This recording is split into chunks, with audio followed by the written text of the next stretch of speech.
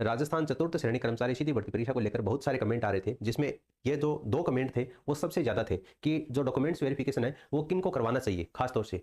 अब किनको करवाना चाहिए का मतलब ये है कि जैसे दोगुना लिस्ट में नाम आया है उन्हीं को करवाना है, लेकिन उनमें भी ऐसा है कि जैसे बहुत सारे अभ्यर्थी हैं वो कन्फ्यूजन में है कि उनके 1 नंबर या 2 नंबर या 5-7 नंबर वो ऊपर बन रहे हैं। तो वो जब मेन लिस्ट आएगी तो उससे वो काफ़ी ज़्यादा हाई जाने वाली है, ऐसा उनका मानना है। तो उनका ये कहना है कि हमको डॉक्यूमेंट्स वेरिफिकेशन करवाना चाहिए या नहीं करवाना चाहिए? या जो वेटिंग लिस्ट आने वाली है क्या वो भी आएगी? क्या चतुर्थ श्रेणी में इसका कोई प्रावधान है या नहीं है? इसको लेकर थोड़ा-सा आप क्लेरिफ़ाई कर दीजिए। तो मैंने सोचा कि इसको लेकर एक वीडियो बना देते हैं ताकि आपको आसानी से ये समझ में आ जाए। तो सबसे पहले तो देखिए बात करते हैं डॉक्यूमेंट्स वेरिफिकेशन। डॉक्यूमेंट्स वेरिफिकेशन है वो किसको करवाना चाहिए? तो अगर आपकी एसएसओ आईडी में स्क्रूटनी फॉर्म ओपन हो रहा है, कहने का मतलब है कि जिन भी अभ्यर्थियों का दोगुना लिस्ट में चयन हुआ है, जैसे 1,45,000 अभ्यर्थियों का लगभग इसमें डॉक्यूमेंट्स वेरिफिकेशन होने वाला है, 53,000 के लगभग इसमें पोस्ट हैं। तो आप 1,45,000 में अगर आपका नंबर है, भले ही आपके 1 नंबर भी ऊपर बन रहा है, 2 नंबर भी ऊपर बन रहे हैं, तो आपको डॉक्यूमेंट्स वेरिफिकेशन करवाना चाहिए। क्यों? क्योंकि बेचारे ये वेटिंग लिस्ट वाले हैं, ये भी तो वेट कर रहे हैं। आप ये तो सोचो कि वेटिंग लिस्ट वाले भी हैं। कल मेरे पास में 3-4 कमेंट आ रहे थे जब मैं कमेंट सेक्शन में पढ़ रहा था, तो 3-4 अभ्यर्थियों के कमेंट थे कि सर हम ओबीसी कैटेगरी से बिलॉन्ग करते हैं और हमारे 120 नंबर हैं। क्या हमें वेटिंग लिस्ट का इंतजार करना चाहिए? तो आप तो ये सोचो कि ओबीसी की कट ऑफ है वो 136, 137 गई है और 120 वाले भी बच्चे भी वेटिंग लिस्ट का वेट कर रहे हैं। आप ये सोचो कि अगर 136 से आपके 1 नंबर, 2 नंबर, 5 नंबर ऊपर बन रहे हैं, इसका मतलब आप डॉक्यूमेंट्स वेरिफिकेशन आपको कन्फर्म करवाना चाहिए। अब क्यों करवाना चाहिए? देखो 53,000 पद हैं, 53,000 प्लस पद हैं, 250 लगभग पद हैं, तो 53,000 पदों के ऊपर जो चतुर्थ श्रेणी कर्मचारी लगेंगे, आप कन्फर्म मानो इनमें से 15 से 20,000, ज़्यादा भी नहीं तो 15,000 प्लस मान लो, 15,000 प्लस बच्चे ऐसे होंगे जो किसी न किसी दूसरी जॉब में सेलेक्ट हो चुके होंगे। तो ये जो 15,000 सीटें हैं, ये खाली होने वाली हैं।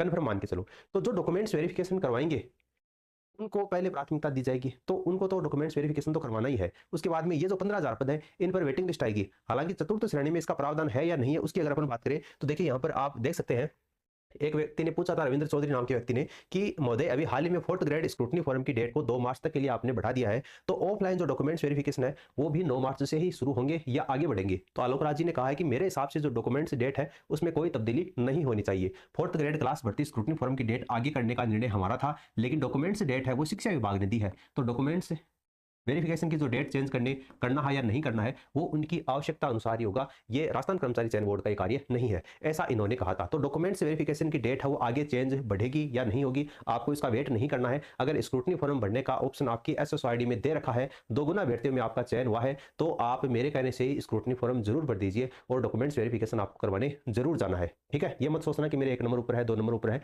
आपको कंफर्म डॉक्यूमेंट्स वेरिफिकेशन करवाना है। ये जो बेरोजगारी का दब्बा आपके ऊपर लगा हुआ है, इससे आपको छुटकारा मिल जाएगा कंफर्म। इसके बाद में देखिए, ये जो वेटिंग लिस्ट है, प्रतीक्षा सूची है, उसकी बात करें तो देखिए ये एक अपडेट था जो आपको बताना जरूरी है। राजकीय विभागों में रिक्त पदों को शीघ्रता से भरने और वेटिंग लिस्ट प्रतीक्षा सूची के अभ्यर्थियों को समुचित अवसर प्रदान करने की दृष्टि से किसी पद पर, ठीक है, इसमें सारे पद आ जाते हैं, किसी पद पर अंतिम रूप से चयनित अभ्यर्थी को कार्य ग्रहण के पश्चात 1 वर्ष की अवधि में, कितने वर्ष की अवधि में, 1 वर्ष की अवधि में सेवा से अगर वो परित्याग कर देता है, जैसे मान लीजिए कि 4th ग्रेड कर्मचारी है, उसका नंबर आ गया, ज्वाइन कर ली, लेकिन आगे चलकर बाद में वो जैसे बीएड किया हुआ है तो 3rd ग्रेड की एग्जाम दे सकता है, 2nd ग्रेड में उसका नंबर आ सकता है, एलडीसी में उसका नंबर आ सकता है, पटवारी ग्राम सेवक में उसका नंबर आ सकता है। तो 1 वर्ष की अवधि के अंतर्गत अगर वो अपना पद छोड़ देता है, किसी सड़क हादसे में या और कोई दुर्घटना में उसकी मृत्यु हो जाती है, कहने का मतलब किसी भी परिस्थिति में अगर वो पद छोड़ देता है, तो उस स्थिति में उस पद के विरुद्ध वर्गवार वेटिंग लिस्ट प्रतीक्षा सूची के अभ्यर्थियों को चयन किए जाने के संबंध में प्रावधान किए जाएंगे। कहने का मतलब सीधा सा है कि 1 वर्ष की अवधि के अंतर्गत अभ्यर्थी की मृत्यु हो जाती है या वो किसी कारण से पद त्याग कर देता है, तो 1 वर्ष के भीतर भीतर आपकी वेटिंग लिस्ट निकालकर आपको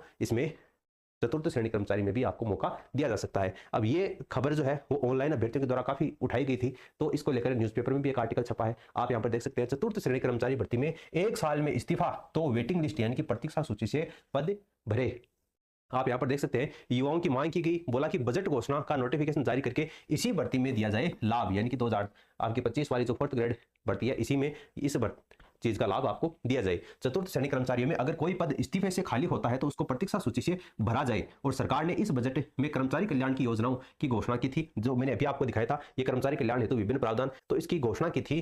तो किसी पद पर अंतिम रूप से चयनित अभ्यर्थी कार्य ग्रहण के पश्चात 1 साल की अवधि से सेवा से इस्तीफा देता है, तो उस पद को उसी भर्ती की वर्गवार वेटिंग लिस्ट से इसको भरा जाए। तो ये जो मांग है वो अभ्यर्थियों के द्वारा काफी उठाई जा रही है और कन्फर्म संभावना है कि वेटिंग लिस्ट है वो आपकी चतुर्थ श्रेणी कर्मचारी भर्ती की निकलने वाली है। जो जो भी अभ्यर्थी ये सोचकर डॉक्यूमेंट्स वेरिफिकेशन नहीं करवा रहे हैं कि हमारा नंबर है वो पता नहीं आने वाला है या नहीं आने वाला है, तो आप 8-9 महीने बाद में, 10 महीने बाद में आप पछताओगे। क्यों पछताओगे? क्योंकि अगर आज आपने डॉक्यूमेंट्स वेरिफिकेशन करवा दिया, मान लीजिए कि जैसे दोगुना की लिस्ट है, अभी निकाली है, आपका डॉक्यूमेंट्स वेरिफिकेशन तो कर लिया, लेकिन जैसे फाइनल लिस्ट आएगी, अगर आपका उसमें नंबर नहीं आएगा, उसके बाद में जैसे ही मैंने आपको बताया था 15 से 20 हज़ार अगर पद खाली भी होते हैं, 5,000 पद भी अगर खाली होते हैं, तो भी वेटिंग लिस्ट निकाली जाएगी। तो सबसे पहले उन अभ्यर्थियों को मौका दिया जाएगा जिनका डॉक्यूमेंट्स वेरिफिकेशन हो चुका होगा, ठीक है, जिन्होंने स्क्रूटनी फॉर्म भर दिया था। तो पहले जो मेरिट क्रमांक में जो ऊपर के अभ्यर्थी हैं वो वही होंगे जो कि दोगुना लिस्ट में है। इसके बाद में वेटिंग लिस्ट वालों का नंबर आएगा। तो अगर आपका नंबर दोगुना लिस्ट में आया है, भले ही आपके 1 नंबर 2 नंबर ऊपर बन रहे हो, आपको डॉक्यूमेंट्स वेरिफिकेशन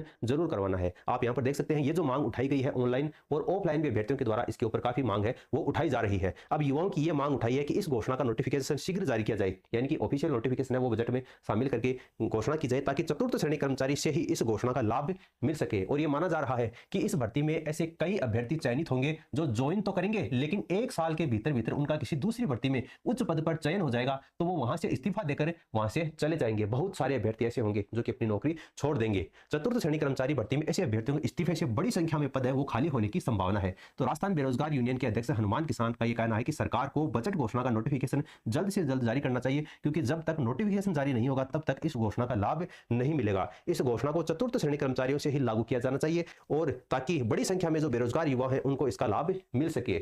एक यही भर्ती है जिसमें युवाओं को इस घोषणा की सबसे अधिक लाभ मिल सकता है। तो चतुर्थ श्रेणी कर्मचारी भर्ती में वेटिंग लिस्ट का प्रावधान भी होगा, आप तय मानिए। और अगर डॉक्यूमेंट्स वेरिफिकेशन आप करवाते हैं तो बहुत सारे जो पद खाली होंगे उसमें जो दोगुना अभ्यर्थियों का चयन हुआ है उन अभ्यर्थियों को कंफर्म इसमें फायदा मिलने वाला है। तो आप एक खबर तो यही था जो मैंने आपको बताया था कि डॉक्यूमेंट्स वेरिफिकेशन किसको करवाना है। तो डॉक्यूमेंट्स वेरिफिकेशन जिनका दोगुना लिस्ट में नाम आया है उनको कंफर्म डॉक्यूमेंट्स वेरिफिकेशन करवाना है। ऐसा मत सोचना कि मेरे 1-2 नंबर ऊपर बने हैं, 5-4 नंबर ऊपर बने हैं। कल परसों एक परिचित का फोन भी आया था मुझे, उन्होंने कहा था कि जैसे मेरे 145-46 नंबर बने हैं, ठीक है, ओबीसी कैंडिडेट था, वो 137 मेरिट रही है और 145-46 यानी 10 नंबर ऊपर बन रहे हैं। तो उनका ये कहना था कि कहीं हमारा नंबर आ सकता है क्या। तो ऐसे अभ्यर्थियों को मैं ये कहना चाहूंगा कि आपका नंबर आए या ना आए, आपको डॉक्यूमेंट्स वेरिफिकेशन तो करवाना ही है। उसके बाद में नंबर आए या ना आए उसके ऊपर आप छोड़ दो बोर्ड के ऊपर, और उस बात को भूल जाओ। आप दूसरी भर्ती की तैयारी करो। नंबर आना होगा तो सबसे पहले आपका ही नंबर आएगा, वेटिंग लिस्ट वालों का बाद में आएगा, जिन्होंने डॉक्यूमेंट्स वेरिफिकेशन नहीं करवाया है उनका और बाद में आएगा। सबसे पहले आपका नंबर आएगा जो जिन्होंने डॉक्यूमेंट्स वेरिफिकेशन करवा दिया है। तो 1,45,000 का डॉक्यूमेंट्स वेरिफिकेशन कर रहे हैं, लेकिन लेंगे 53,000 ही, ठीक है। उसके बाद में जितने पद खाली होंगे तो उन्हीं में से उठाएंगे जिनका डॉक्यूमेंट्स वेरिफिकेशन हो चुका होगा। तो डॉक्यूमेंट्स वेरिफिकेशन किनको करवाना है? जिनका दोगुना लिस्ट में नाम आया है उन सबको डॉक्यूमेंट्स वेरिफिकेशन करवाना है। और वेटिंग लिस्ट की बात यहां तक है कि वेटिंग लिस्ट कंफर्म आने वाली है, लेकिन कितने पदों पर आती है ये तो आने वाला समय बताएगा, क्योंकि कितने पद खाली होते हैं उसी के अनुसार ये वेटिंग लिस्ट आएगी। पहले क्या होता था, जैसे कि कोई पद पर कोई व्यक्ति ज्वाइन कर लेता है और वो किसी कारण उसकी मृत्यु हो जाती है या फिर वो पद को छोड़ देता है, उसका किसी और नौकरी में सिलेक्शन हो जाता है तो वो इस्तीफा दे देता है। तो पहले क्या होता था कि जो इस्तीफा दिए हुए या पद छोड़े हुए व्यक्तियों के जितने पद खाली होते थे वो आने वाली दूसरी भर्ती में उन पदों को जोड़ा जाता था। जैसे अभी आरपीएससी सेकंड ग्रेड में आपने देखा होगा पॉलिटिकल साइंस से 40% अभ्यर्थी, मतलब 40% क्राइटेरिया है वो भी नहीं हुआ था, यानी 226 पोस्ट थी, 225 पोस्ट थी और केवल 6 अभ्यर्थी ऐसे मिले थे जिनके 40% क्राइटेरिया को वो पार कर रहे थे। यानी 219 अभ्यर्थी ऐसे थे जिनके 40% नंबर भी नहीं बने थे। अगर उनके 40% नंबर भी बन जाते तो आरपीएससी सेकंड ग्रेड में वो शिक्षक होते। और अभी कल परसों फिजिकल एजुकेशन का आरपीएससी फर्स्ट ग्रेड का रिजल्ट आया है, जिसमें केवल एक अभ्यर्थी चयनित हुआ है, किसी भी अभ्यर्थी के 40% नंबर नहीं आए हैं।